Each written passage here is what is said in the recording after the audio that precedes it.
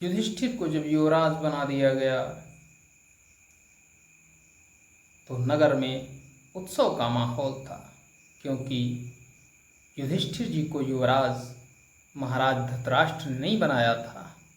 उन्हें तो युवराज बनाया था वहाँ की जनता ने, क्योंकि जनता के कारण ही दुर्योधन की जगह पर युधिष्ठिर को युवराज बनाया गया था। धर्मराज जब युवराज बनाए गए, आज उनके आचरणों में भी जो बदलाव अत्यधिक देखे जा रहे थे, क्योंकि तब जहां वह अपने भाइयों के साथ खेलते थे, आज वह भाइयों के साथ खेलना कम कर चुके थे और वह नगर भ्रमण ज़्यादा करते थे। नगर वासियों के सुख दुख में सदैव तत्पर रहते थे, सदैव उनकी मदद करने के लिए अग्रसर रहते थे। वह कभी भी किसी को पीड़ा में नहीं देख सकते थे, ऐसा तो उनका स्वभाव ही था। लेकिन जब युवराज बन गए थे तब उनका दायित्व और भी ज़्यादा बढ़ जाता है और वह लगातार उसके लिए प्रयत्नशील भी रहते थे। इधर महाराज के यहाँ एक परंपरा थी हस्तिनापुर में कि जब भी वर्ष का एक महीना निर्धारित था कि श्रवण मास में पूजा की जाती थी, और एक तीर्थ था हस्तिनापुर क्षेत्र में जिसका नाम था वर्णावत तीर्थ, और उस वर्णावत तीर्थ में भगवान शिव की पूजा की जाती थी। भगवान शिव की पूजा का उत्सव मनाया जाता था और उस उत्सव में राज परिवार से या तो राजा उपस्थित होता था, और यदि राजा नहीं उपस्थित होता था तो उसके स्थान पर युवराज को उपस्थित होना होता था।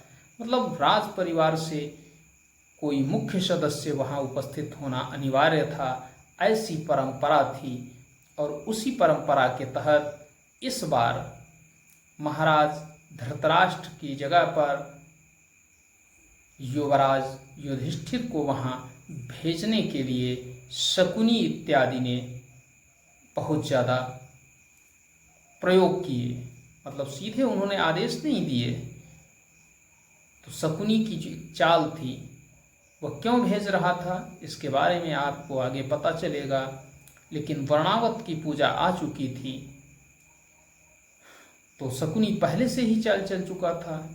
उसने कई ब्राह्मण महाराज के पास भेजे थे और उनसे ये कहलवाया था कि मैं वर्णावत क्षेत्र का रहने वाला हूँ और वर्णावत तीर्थ में जो शिव पूजा होगी, शिव महोत्सव होगा, उसमें इस बार पांडुपुत्र युधिष्ठिर को भेजा जाए और वह अपने समस्त भाइयों सहित वहाँ पर आए। युवराज भी बन चुके हैं, यदि वह सबके साथ आएंगे तो महाराज पांडु के प्रति हमारी जो कृतज्ञता है हम उसे भी प्रदर्शित कर पाएंगे और संपूर्ण प्रजा को उन्हें देखने का मन है। मित्रों, जब महाराज धृतराष्ट्र के सामने इस तरह की बात आती है तो वह कहते हैं कि मैं भी तो सम्राट हूँ, मैं भी तो प्रतिवर्ष जाता हूँ वर्णावत, लेकिन मेरे पुत्रों के प्रति किसी के अंदर प्रेम नहीं है। तब गांधारी कहती हैं कि महाराज आप स्वयं सम्राट हैं, लेकिन जो दिवंगत सम्राट होता है उसके पुत्रों के प्रति जनता का स्वाभाविक प्रेम बढ़ जाता है, और शायद यही विषय रहा होगा जिसकी वजह से उन्होंने युवराज युधिष्ठिर को वर्णावत में शिव पूजा के लिए आमंत्रित किया है। जब इस तरह से महाराज को महारानी कुंती समझाती हैं तब जा कर के उनकी समझ में आता है और वह कहते हैं कि ठीक है, विचार किया जाएगा। इधर धर्मराज युधिष्ठिर अपने घर से अर्थात अपने महल से, जिस महल में युवराज रहते थे, वहाँ से माता कुंती के पास आते हैं। और जब वह माता कुंती के पास आते हैं तो माता कुंती के चरण दबाने लगते हैं, क्योंकि उनका तो प्रेम ही माता के प्रति ऐसा था। जब वह चरण दबा रहे होते हैं तभी आदेश आ जाता है कि महाराज ने उन्हें राजमहल में बुलाया है और वह राजमहल के लिए निकल जाते हैं। रास्ते में उन्हें उनके भाई जो कि युद्धाभ्यास करके आ रहे होते हैं वह मिलते हैं, तो वह उन्हें बताते हैं कि राज दरबार से बुलावा आया है और मुझे राजमहल जाना है। तो सारे लोग यही सोचते हैं कि आज अब तो बड़े भैया युवराज हैं, तो जरूर किसी न किसी मंत्रणा की वजह से उनको बुलाया गया होगा। सारे लोग प्रसन्न चित्त रहते हैं और उधर युवराज युधिष्ठिर पहुंचते हैं जब महाराज के पास, तो महाराज के पास मंत्रणा होती है और वहाँ कहा जाता है कि इस बार मैं चाहता हूँ और प्रजा भी चाहती है, वर्णावत क्षेत्र की प्रजा चाहती है कि पांडुपुत्र युधिष्ठिर जो कि अब युवराज बन चुके हैं अपने भाइयों सहित वर्णावत की शिव पूजा में उपस्थित हों। प्रजा आपका दर्शन करना चाहती है। जब ऐसी बात युवराज युधिष्ठिर के सामने आती है तो वह अत्यंत ही प्रसन्न होकर के कहते हैं, ठीक है महाराज, हम जाने के लिए तैयार होंगे और यथा समय पर उनको वहाँ भेजने की सारी तैयारी की जाती है। मित्रों, इसी तैयारी में सबसे बड़ा झोल होता है। झोल क्या होता है? क्योंकि तैयारी की व्यवस्था शकुनी और दुर्योधन के पास होती है और वह लोग इतना गुप्त तरीके से एक षड्यंत्र रचते हैं जिस षड्यंत्र की भनक यहाँ तक कि स्वयं महामंत्री विदुर और पितामह भीष्म को भी नहीं होती है, तो अन्य की तो बात ही छोड़िए। शकुनी ने जब युधिष्ठिर युवराज बने थे तब कहा था कि मैं राजनीति की अंतिम चाल चल जाऊंगा, और युवराज युधिष्ठिर के खिलाफ आज शकुनी ने अंतिम चाल चलने की तैयारी कर ली थी। जब ये सुनिश्चित हो गया कि युवराज युधिष्ठिर अपने भाइयों सहित वहाँ जाएंगे, तो वहाँ एक किला बना हुआ था और उसी किला में राज परिवार के लोग ठहरते थे। उसकी प्रतिवर्ष मरम्मत हो जाया करती थी और जब तक उत्सव मनाया जाता था राज परिवार वहाँ आराम से रहता था। जब मरम्मत की बात आई तो शकुनी और दुर्योधन के द्वारा उस महल से ईंट पत्थर सब गायब कर दिए गए और उन ईंट पत्थरों की जगह पर लाख का पूरा महल बनाकर तैयार कर दिया गया। लाख के बारे में तो आप जानते ही होंगे कि यह पुराने समय में ही नहीं, आज भी अत्यंत ज्वलनशील पदार्थ है और पुराने समय में इसका सर्वाधिक मात्रा में उपयोग किया जाता था। लाख से इस तरह से मकान बना करके तैयार किया गया कि देखने पर कोई भी नहीं बता सकता था कि यह मकान ईंट पत्थर का नहीं बना है, यह भवन जो बना है ये ईंट पत्थर का नहीं बना है। आराम से उसमें रहने खाने पीने की सारी व्यवस्थाएं कर दी गईं। और इधर जब पांचों पांडव जाने लगे वर्णावत क्षेत्र की तरफ तो माता कुंती ने कहा कि जब पांचों लोग चल रहे हो तो मैं भी क्यों ना आपके साथ चलूं, मुझे भी बहुत समय हो गया है और मैं पहले महाराज के साथ जाया करती थी और महाराज के निधन के बाद से मैं वर्णावत क्षेत्र नहीं पहुंच पाई हूं, तो मैं चाहती हूं कि इस बार मैं भी आपके साथ चलूं और लोगों से मेरा जो मुलाकात भी मेरी हो जाएगी और साथ ही साथ भगवान शिव की आराधना भी हो जाएगी। धर्मराज युधिष्ठिर अपनी माता को मना नहीं कर पाते हैं और उन्हें भी साथ चलने के लिए कहते हैं कि ठीक है माता, तैयार हो जाइए, आप भी मेरे साथ चलें। इस तरह से माता कुंती के साथ उनके पांचों पुत्र वर्णावत की तीर्थ की शिव पूजा में भाग लेने के लिए पहुंचते हैं। तो उसी किले की, जिस किले में राज परिवार रुकता था, आज मरम्मत होकर के वो चमचमाता हुआ एकदम महल बना हुआ था और उसी महल में रात्रि विश्राम कराया गया, भोजन बन करके पहुंचा। रसोइया एक भीम के साथ तीमारदार था, एक अर्जुन के साथ, एक युवराज के साथ, एक माता कुंती के साथ दासी थी शैरेंद्री।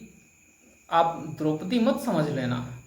शैरेंद्री उस समय जो रानी की सेवा में उपस्थित होती थी, उस दासी को ही शैरेंद्री कहा जाता था। क्योंकि द्रौपदी ने भी शैरेंद्री का काम किया था, इसीलिए उनका एक नाम शैरेंद्री है। तो मित्रों, पांचों पांडवों का एक एक अनुचर था, जो कि प्रत्येक समय उनका जो कमरा होता था उसके गेट के बाहर खड़ा रहता था सेवा के लिए। सबको वहाँ पर पहुँचाने के बाद चारों तरफ सेना लगी हुई थी, सेना रक्षा के लिए लगी हुई थी, जैसा कि राज परिवारों की व्यवस्थाएं होती थीं। इधर जब भोजन इत्यादि हो गया तो माता कुंती ने भी अपनी उस अनुचरी अर्थात शैरेंद्री से कहा कि जाइए, अब तुम भी विश्राम कर लीजिए। और इधर अन्य पांडवों ने भी अपने अनुचरों को भोजन इत्यादि करने के लिए भेज दिया। जब वह सब अनुचर भोजन इत्यादि करने के लिए पहुँचे, क्योंकि जो अनुचर भेजे गए थे वह इनके अपने नहीं थे, वह सभी थे दुर्योधन और शकुनी के। तो वह तो इंतजार ही कर रहे थे कि कब यह गहरी नींद में सोएंगे और इस महल को आग के हवाले कर दिया जाएगा। उनको तो जानकारी थी, लेकिन अन्य किसी को जानकारी नहीं थी। जब सारे लोग सोने लगे, पांचों पांडव और माता कुंती सोने लगीं, तब वो बाहर आकर के अत्यंत ही प्रसन्न चित्त होकर के आपस में वार्तालाप कर रहे हैं। और इधर इस सूचना जो ये षड्यंत्र रचा जा रहा था, इसकी सूचना महामंत्री विदुर को हो जाती है। जब महामंत्री विदुर को इस तरह की सूचना मिलती है, इस षड्यंत्र के बारे में जानकारी प्राप्त होती है, तो वह अत्यंत ही व्याकुल हो उठते हैं, क्योंकि वह जानते हैं पांडव ही हस्तिनापुर का भविष्य हैं और जो युवराज हैं, महामंत्री को उसकी रक्षा करना परम आवश्यक होता है। और विदुर जी के तो अत्यंत ही प्रिय थे पांडव। अतः विदुर जी अपने विशेष सेवकों को तुरंत ही वहाँ से भेजते हैं और एक पत्र भेजते हैं उनके द्वारा कि यह पत्र पांडवों को दे देना और उन्हें बताना कि कहाँ सुरंग है, कैसे निकलेंगे। उनकी हत्या का पूरा षड्यंत्र रचा जा चुका है। जब वह जो दूत वहाँ से आ रहा है इनको सूचना देने के लिए, गुप्त दूत जो इनके गुप्तचर होते थे, ऐसे ही वो गुप्तचर है। और वो जब आ रहा होता है तभी वह उन अनुचरों के द्वारा की गई बातें सुन लेता है, तो वह उन सभी अनुचरों को मार कर गिरा देता है। लेकिन जब अंतिम अनुचर को मार रहा होता है, उसमें वो अनुचरी को सबसे पहले ही मार देता है। जब अंतिम समय जो अंतिम अनुचर था उसको मार रहा होता है, तो वह उसके मारने की आवाज़ भीम के कानों में पड़ जाती है और भीम निद्रा से जाग जाते हैं और वह निकलकर बाहर आते हैं। ऐसी अवस्था में वह जो आखिरी अनुचर था भीम का, उसको भीम के सामने ही वह दूत मार देता है। भीम इस बात से अत्यंत क्रोधित हो जाते हैं और उस अनुचर को पकड़कर उसे मृत्युदंड देने के लिए चिल्लाने लगते हैं। ज्यों ही भीम तेज तेज आवाज़ में चिल्लाते हैं, त्यों ही चारों अन्य पांडव उपस्थित हो जाते हैं, जाग कर के बाहर आ जाते हैं। माता कुंती भी बाहर आ जाती हैं और उससे भीम बार बार यही कहते हैं कि तुमने मेरे अनुचर को मारा है, मैं तुम्हें जीवित नहीं छोड़ूंगा। तुमने मेरे अनुचर को मारा है, मैं तुम्हें जीवित नहीं छोड़ूंगा। जब ऐसी बात कहते हैं तो वह अनुचर कहता है, नहीं राजकुमार, मैंने उसे इसलिए नहीं मारा है क्योंकि वह हत्यारे थे। तब भीम कहते हैं कि वह हत्यारा नहीं था, वो मेरा अनुचर था, हत्यारे तो तुम हो, मेरी आंखों के सामने ही तुमने उसे मारा है। जब ऐसी बात भीम कहते हैं तो वह अत्यंत ही द्रवित होने लगता है और कहता है कि राजकुमार, इसमें मेरी कोई गलती नहीं है, वह लोग आपको मारना चाहते थे। जब ऐसी बात भीम सुनते हैं तो भीम और भी ज़्यादा क्रोधित होने लगते हैं। कहते हैं, वह मुझे क्यों मारेगा, वो तो मेरी सेवा के लिए रखा गया था। तब वो कहते हैं, वो जो दूत था वह कहता है कि युवराज, आप मेरी बात अवश्य माने, मुझे महामंत्री विदुर ने भेजा है। ज्यों ही महामंत्री विदुर की बात आती है त्यों ही धर्मराज युधिष्ठिर उसको छुड़वा देते हैं और कहते हैं, इसको मुक्त करिए और इसे अपनी पूरी बात कहने का अवसर दीजिए। तब भीम उसको छोड़ देते हैं और वह बताता है कि हे राजकुमार, अभी अभी महामंत्री विदुर को यह सूचना मिली है कि आपको इसी महल में जलाकर मार देने का एक षड्यंत्र रचा गया है और समय अत्यंत ही कम है। मैं आ रहा था, इन लोगों ने मुझे रोकने का प्रयत्न किया, मैं इनकी बातें भी सुन चुका था, इससे मैं और ज़्यादा आश्वस्त हो चुका हूँ। अतः आप यहाँ से तुरंत ही निकल जाइए।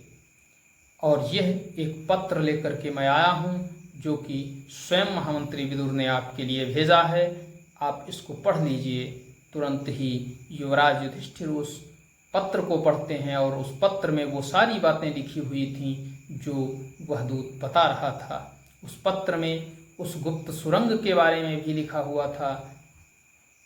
तब ऐसी स्थिति में उस जो लक्षाग्रह था, लाख का बनाया हुआ वो किला, उसकी दीवार को खोदा जाता है तो वहाँ से ईंट पत्थर न निकल करके उसमें से लाख निकलती है। जब लाख निकलती है, मोम निकलता है। ऐसी स्थिति को देख करके अत्यंत ही क्रोधित हो जाते हैं भीम अर्जुन।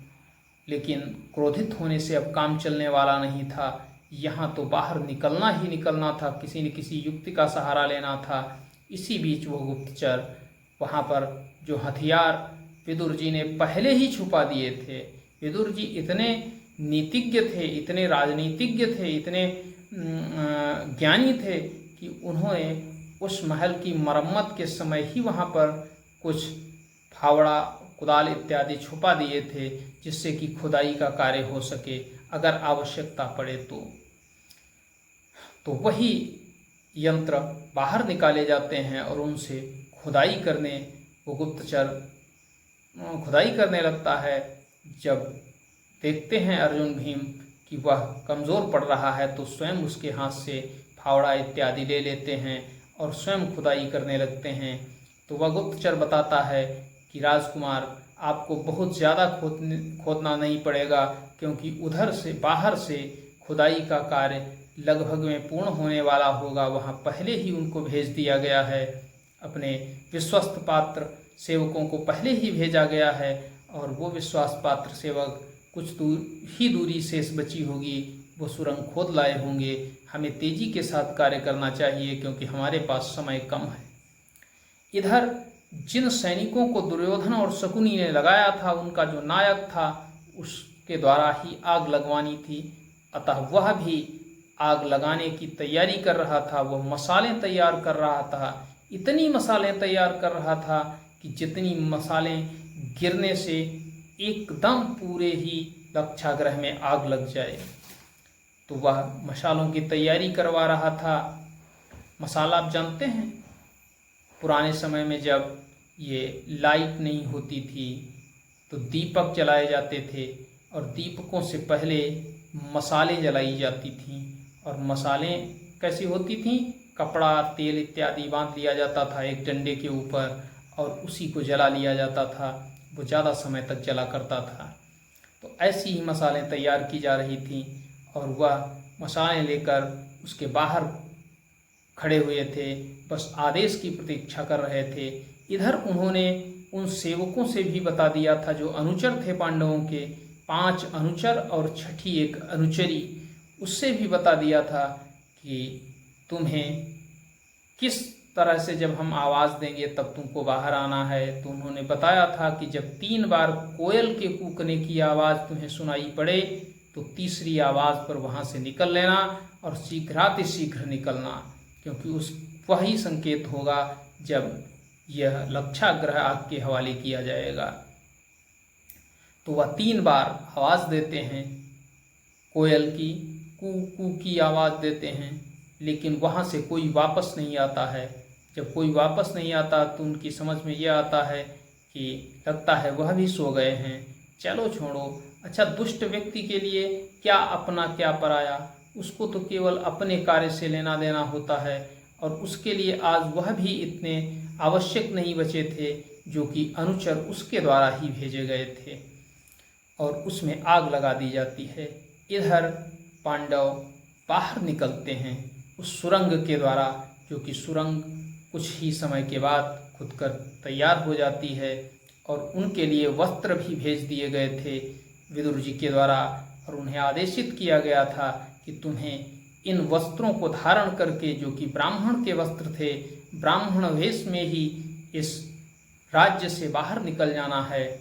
तो जब उसे सुरंग से 5 पांडव और माता कुंती बाहर निकलते हैं, तब उनको वह दूत बताता है कि कैसे जाना है आगे। नौका तैयार है, वहाँ नाविक आपका इंतजार कर रहा है, आपकी प्रतीक्षा कर रहा है, आप वहाँ पहुँचेंगे तब वह आपको लेकर के आगे जाएगा। आपको यहाँ से सीधे 10 कोस चले जाना है, धारा नहीं बदलनी है, सीधी दिशा में 10 कोस चले जाना है, और 10 कोस जाने के बाद आपको नौका से उतर लेना है। पास में ही आपको चतुर्वटी दिखाई देगी, अर्थात 4 वटवृक्ष दिखाई देंगे जो कि एक साथ जुड़े होंगे। उसी स्थान से आप थोड़ा और आगे बढ़ेंगे तो एक पहाड़ी दिखाई देगी, और जब उस पहाड़ी को आप पार करेंगे तो आप हस्तिनापुर साम्राज्य की सीमाओं को छोड़ चुके होंगे, और तब आप पांचाल देश की सीमाओं में प्रवेश कर चुके होंगे, और आपको पांचाल देश की सीमाओं में ही रहना होगा, ब्राह्मण के वेश में ही रहना होगा, और वहीं पर आपको महामंत्री विदुर का अगला संदेश प्राप्त होगा, और आपको अगले संदेश की प्रतीक्षा करनी होगी। जब ऐसी बातें धर्मराज युधिष्ठिर सुनते हैं तो वह कहते हैं कि ठीक है, दूत जाकर के तुम बताना महामंत्री को, हमारे काका श्री को, कि हम उनके अगले आदेश की प्रतीक्षा करेंगे, और हम प्रस्थान कर रहे हैं। इधर जब प्रस्थान कर देते हैं पांडव माता कुंती के साथ, नदी के रास्ते होते हुए रात्रि के समय जा रहे हैं, और दूसरी तरफ जब लक्षाग्रह जलने की स्थिति को देखते हैं वर्णावत क्षेत्र के लोग, तो वह दौड़ कर आ जाते हैं और हाय हाय चिल्लाने लगते हैं। मित्रों, आज इस कहानी में आज के लिए बस इतना ही। अगली कहानी में हम आपको बताएंगे कि किस तरह का रुदन क्रंदन होता है, किस तरह का आडंबर होता है, किस तरह से कौन अपना है, कौन दिखावा कर रहा है, किसको चिंता होती है, और आगे क्या होता है हम उसके बारे में भी आपको बताएंगे। आज के लिए इतना ही। जय हिंद, जय भारत। वीडियो को लाइक करें, चैनल को सब्सक्राइब करें, और वीडियो को शेयर करें। बहुत बहुत धन्यवाद।